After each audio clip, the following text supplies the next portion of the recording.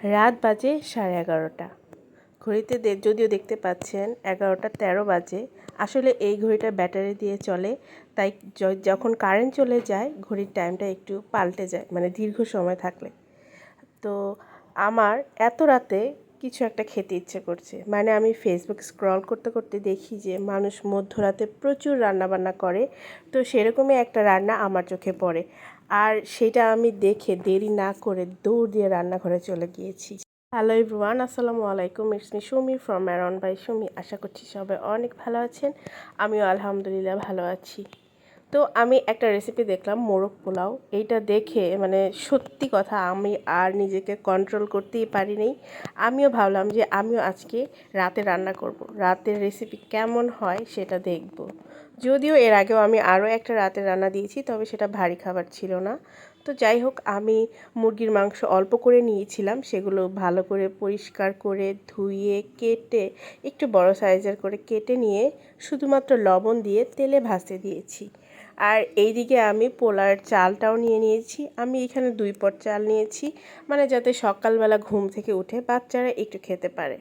তো চালগুলো আমি একটু ধুয়ে পানি ঝরাতে দিই। আর এখানে মাংসগুলো দেখেন আমার মোটামুটি ভাজা হয়ে গিয়েছে।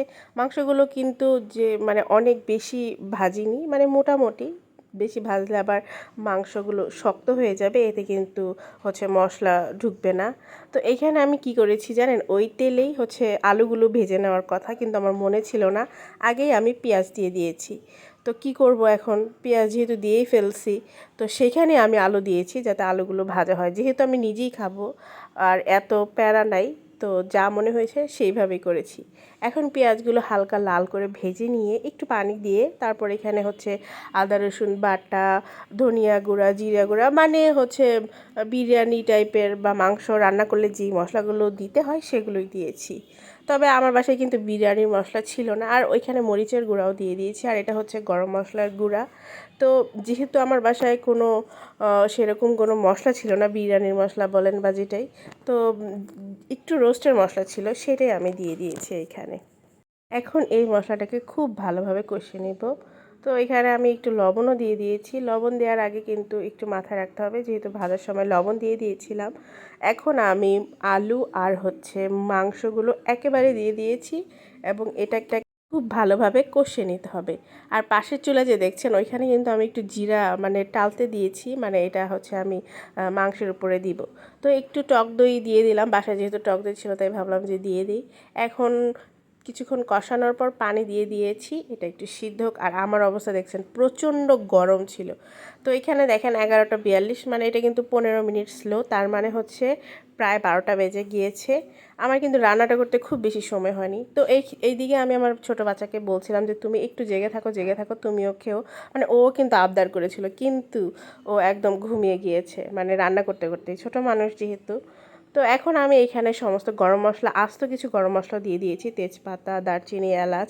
তো মাংসটা কিন্তু প্রায় সিদ্ধ হয়ে এসেছে, তবে আলু আরেকটু সিদ্ধ হবে। তো এটা আরেকটু কষাতে থাক। আর আমি পাশের চুলায় কিন্তু পোলার চালও দিয়ে দিয়েছি। চালটাকে খুব ভালোভাবে ভেজে নিব। আর এইদিকে মাংসটা প্রায় হয়ে গিয়েছে। এখন আমি সামান্য একটু চিনি দিয়ে দিয়েছি। চিনি দিয়ে এখন এটাকে হয়তো ঢেকে রাখবো। আর মাংসর কালারটা এত বেশি সুন্দর হয়েছিল, মানে কি আর বলবো, এটা এমনিতেই খাওয়া যাবে, এটা রুটি পরোটা সব কিছু দিয়ে খাওয়া যাবে। ভীষণ মজাদার, মানে কাইন্ড অফ রোস্টের মতনও লাগছিল আর কি। তো মাংস রান্নাটা আমার একদম হয়ে গিয়েছে। আর এইদিকে আমার পোলাওটাও আমি পানি দিয়ে দিয়েছি। আর এখনই একটা দুর্ঘটনা ঘটে গেল, মানে রান্না করতে করতেই কারেন্টটা চলে গেল। আমি রান্নার ফুল মানে এই ভিডিওটা করতেই পারিনি। তো যাই হোক, সেই অন্ধকারের মধ্যেই আমি বিরিয়ানিটা মোরগ পোলাওটা রান্না করে ফেলেছি। এত গরম ছিল। আর মজার বিষয় কি জানেন, কারেন্ট গিয়েছিল আপনার 12টার দিকে, আর কারেন্ট এসেছে 1টার দিকে। মানে ততক্ষণ আমার খিদা বলেন, ইচ্ছা বলেন, সবই চলে গিয়েছিল। আমি জাস্ট ড্রেস চেঞ্জ করে শুয়ে পড়েছিলাম। কিন্তু কিছু করার নাই, যেহেতু আমি রান্না করেছি, টেস্ট তো করতে হবে। অমনি উঠে মানে টেস্ট করলাম, এটার সাথে এত মজা। কালারটা দেখেই বোঝা যাচ্ছে যে এটা কতটা ইয়াম্মি হয়েছে, আর এত সুন্দর ঝরঝরা হয়েছে। মানে লাস্টের ফিনিশিংটা কিন্তু কারেন্ট যাওয়ার পর ছিলাম। যাই হোক, আজকের ভিডিওটা এই পর্যন্ত। সবাই ভালো থাকবেন। আল্লাহ হাফেজ।